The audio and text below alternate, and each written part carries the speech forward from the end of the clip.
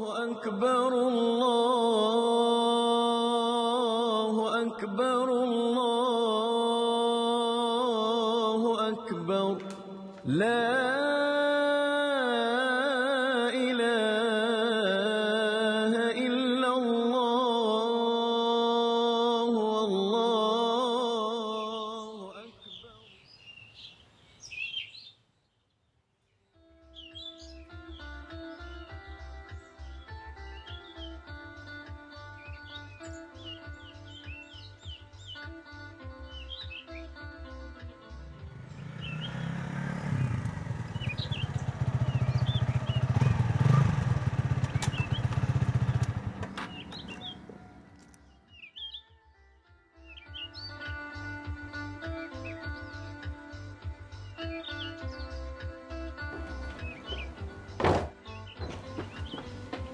Assalamualaikum.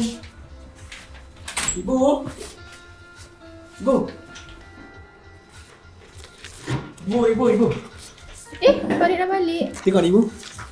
Farid Apa dapat ni? tawaran sambung belajar Terus sama belajar dekat mana ni? dekat universiti lah bu. Ya Allah, Alhamdulillah pandainya anak ibu. Syukur ya Allah. Alhamdulillah. Oh, nanti kalau Farid dah sama belajar, Farid jangan lupa balik tau kampung. Raya balik. Nanti tengok ibu dekat kampung boleh?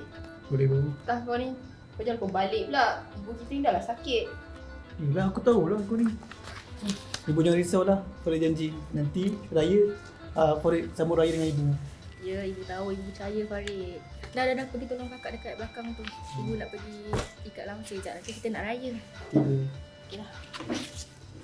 Ni, kenal apa ni? Ni ada. Ibu masak apa ni tak? Ni je ibu beli. Jom, apa?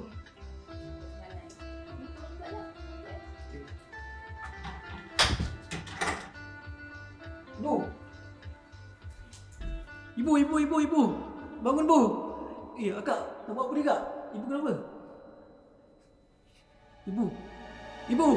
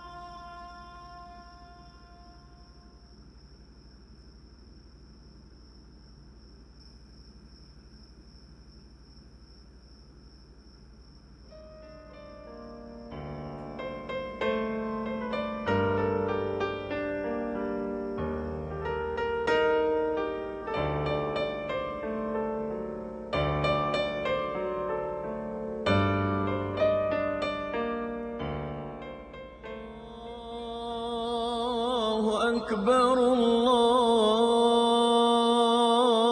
أكبر الله أكبر لا إله إلا الله والله أكبر. Terima kasih. Saya jaga maaf senang-senang supaya kakak hidup dengan ibu. Satu lagi, kakak ada benda nak bagi kat ibu. Apa ni?